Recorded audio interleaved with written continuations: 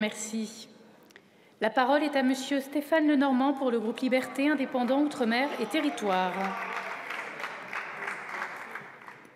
Bien, Madame la Présidente, Madame la Ministre, Messieurs les rapporteurs, chers collègues, je pense que nous avons tous hâte de dire que les Jeux commencent.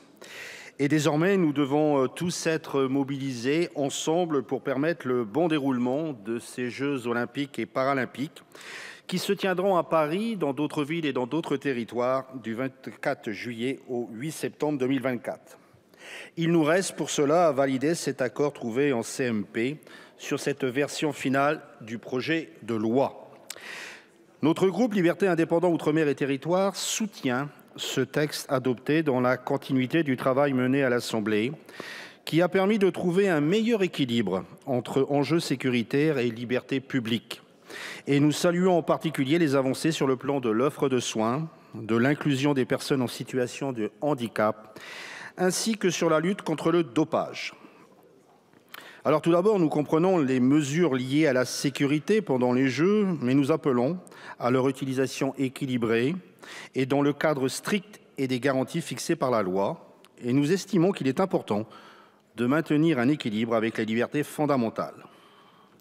La puissance des outils de surveillance appelle des garde-fous et laisse parfois craindre une pérennisation du dispositif.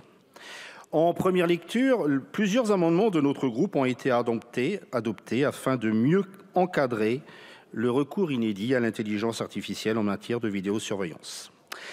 La CMP a permis d'encadrer encore plus cette expérimentation et nous saluons notamment le choix d'inscrire dans la loi l'obligation d'éviter lors de la phase d'apprentissage le développement de toute mauvaise utilisation.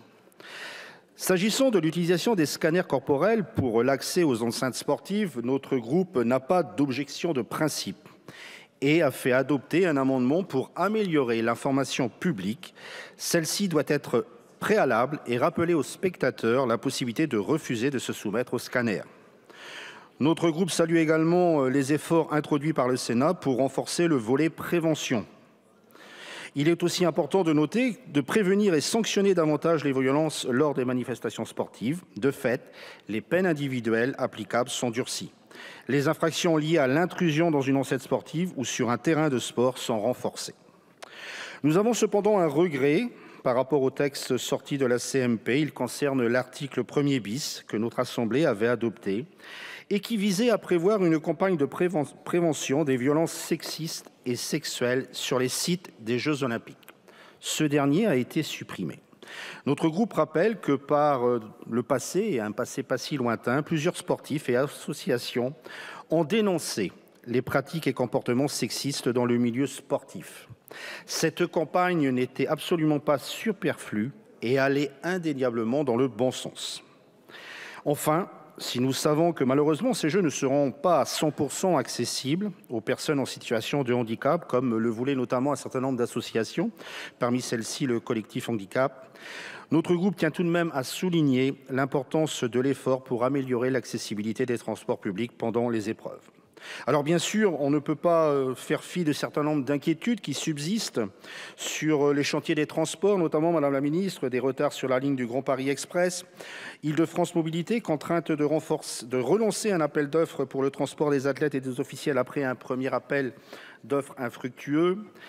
Sur les dépenses de sécurité, nous sommes encore aujourd'hui à se demander si nous allons pouvoir recruter les 20-25 000 agents compte tenu des difficultés sur le domaine du travail. D'ailleurs, un rapport de la Cour des comptes de janvier 2023 pointe un risque de dérapage financier. Enfin, bien sûr, les dérapages budgétaires qui sont le pendant de ce genre de manifestation. Mais aujourd'hui, Madame, je vous sais pleinement engagée pour la réussite de cet événement. Ce texte apporte, quoi qu'il en soit, un soutien indispensable pour l'organisation de ce rendez-vous planétaire. Cet événement doit maintenant nous fédérer. Nous devons tous être unis pour qu'il soit une réussite pour nous, pour notre population, pour les visiteurs et pour la France.